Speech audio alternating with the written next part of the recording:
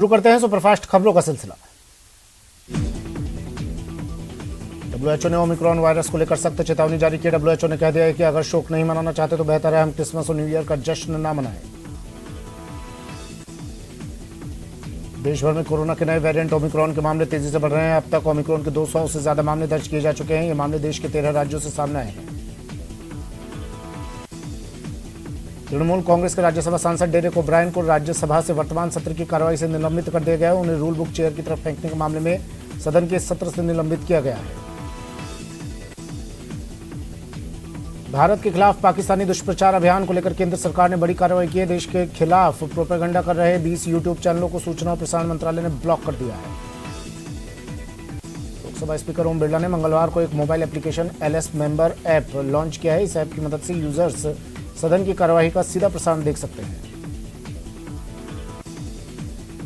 देश में चुनाव सुधार का बिल राज्यसभा में पास हो गया। बिल को विपक्ष के हंगामे के बीच पारित किया गया। इससे पहले लोकसभा ने इसे सोमवार को ही मंजूरी दे दी थी। इसके बाद इलेक्शन रिफॉर्म के बिल को राष्ट्रपति के दस्तखत के लिए भेजा जाएगा। शिवसेना नेता प्रियंका चतुर्वेदी ने आधार डेटा को चुनाव पहचान पत्र से जोड़ने वाले बिल को संसद में बिना चर्चा के पास किए जाने पर अपनी चिंता जताई है। प्रियंका चतुर्वेदी ने इसे लोगों की निजता के अधिकार के खिलाफ बताया है। उन्होंने कानून मंत्री किरण रिजिजू को पत्र लिखकर अपनी चिंताओं से अवगत करवाया। लोकसभा में लड़कियों की शादी की कानूनी उम्र 18 से बढ़ाकर 21 साल करने का बिल पास नहीं हो सका है। लोकसभा में विपक्ष के हंगामे के बीच बिल संसदीय कोर समिति के पास विचार के लिए भेज दिया गया। समिति इस बिल की विस्तृत जांच करेगी। बाल विवाह निषेध बिल 2021 का लोकसभा में विपक्ष ने विरोध किया। विपक्ष के नेता अधीर रंजन चौधरी ने सरकार को सलाह दी कि हड़बड़ी में बहुत गड़बड़ी होती है। लखीमपुर हिंसा मामले को लेकर विपक्ष ने जमकर हंगामा किया। विपक्ष ने केंद्रीय गृह राज्य मंत्री अजय मिश्रा टेनी के इस्तीफे की मांग को लेकर संसद में मामला उठाने की कोशिश की। उत्तर प्रदेश में विधानसभा चुनाव से पहले आरोप प्रत्यारोप का दौर जारी है। इस बीच प्रियंका गांधी ने यूपी सरकार पर गंभीर आरोप लगाया है। प्रियंका ने कहा कि उनके बच्चों के इंस्टाग्राम अकाउंट तक हैक किए गए हैं। उन्होंने तंज कसते हुए कहा कि सरकार के पास कोई काम नहीं है क्या।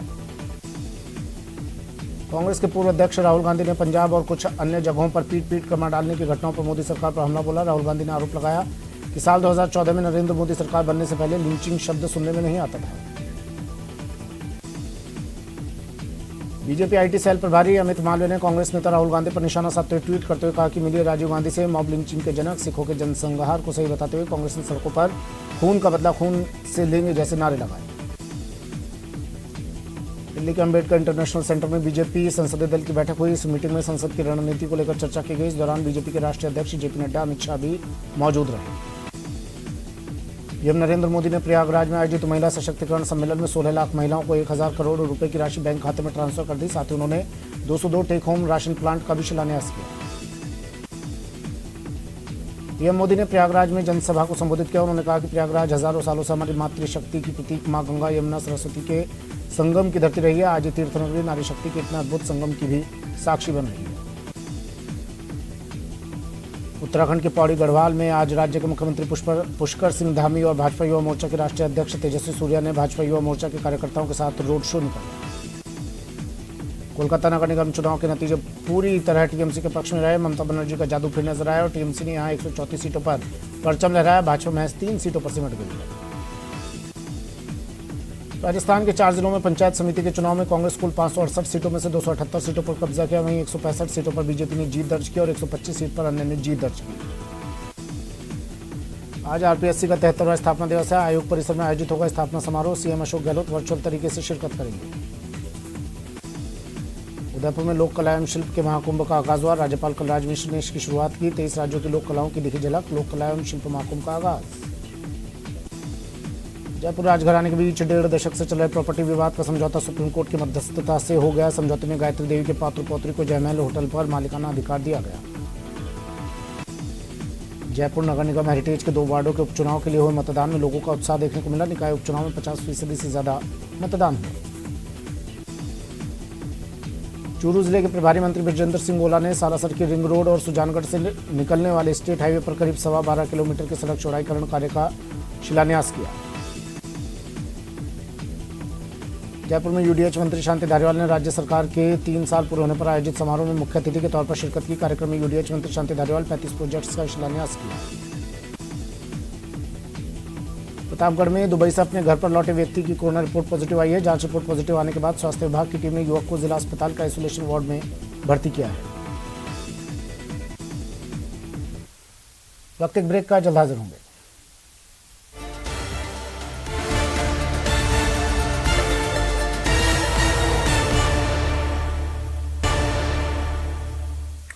ब्रेक के बाद स्वागत है आपका और चलिए शुरू करते हैं फिर से सुपरफास्ट खबरों का सिलसिला।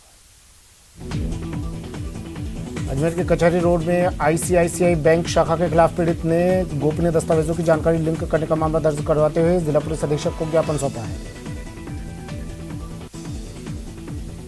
इंदौर नई मंडी थाना क्षेत्र में एक रेडीमेड गारमेंट के शोरूम की शटर तोड़कर लाखों रुपए के कपड़े चोरी कर लिए गए। चोर शोरूम में लगे सीसीटीवी कैमरे और कंप्यूटर भी अपने साथ ले गए। सूचना पर पहुंची पुलिस ने साक्ष्य जुटाकर आसपास लगे सीसीटीवी कैमरों के आधार पर चोरों की तलाश शुरू कर दी है।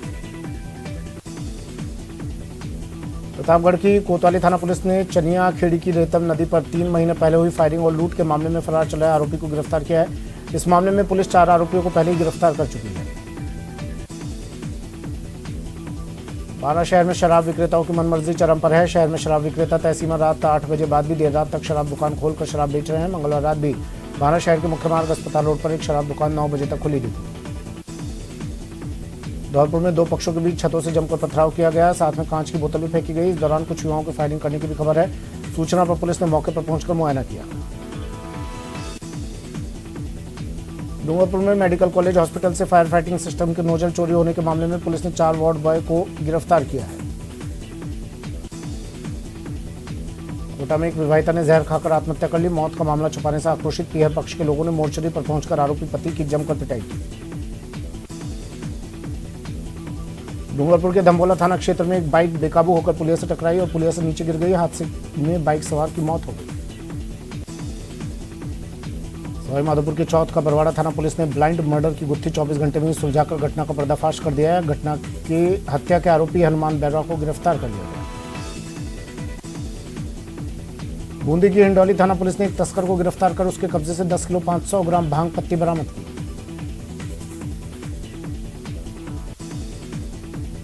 डूंगरपुर के सिमलवाड़ा कस्बे में 8 महीने पहले फैजान हत्याकांड का बदला लेने के लिए आरोपियों के 5 घरों में हुई तोड़फोड़ लूटपाट के मामले में धम्बोला पुलिस ने 10 आरोपियों को गिरफ्तार कर लिया है। वहीं पुलिस की टीमें फरार अन्य आरोपियों की गिरफ्तारी को लेकर दबिश दे रही है। बाड़मेर में कोतवाली पुलिस ने चोरी के मामले में फरार चल रही 2 महिलाओं को गिरफ्तार किया है।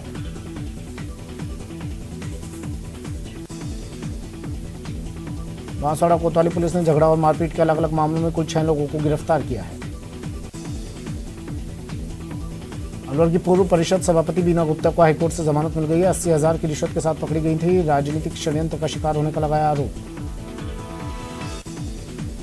बूंदी कोतवाली थाना पुलिस ने शहर में दिन दहाड़े चोरी की वारदातों को अंजाम देने वाले अर्जुन नायक नामक एक चोर को गिरफ्तार कर उसके कब्जे से चुराया गया मोबाइल बरामद किया है। चित्तौड़गढ़ में कलेक्ट्रेट परिसर में कुछ लोग एक युवक को जबरन घसीटते हुए कलेक्ट्रेट परिसर में ले आए।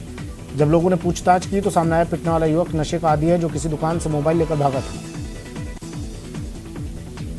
बीकानेर में अवैध रूप से शराब भरकर जा रही बोलेरो गाड़ी बेकाबू होकर पलट गई। मौके पर पहुंची नापसर थाना पुलिस ने गाड़ी से 37 पेटी अवैध शराब बरामद की। वहीं आरोपी मौके से फरार हो गए।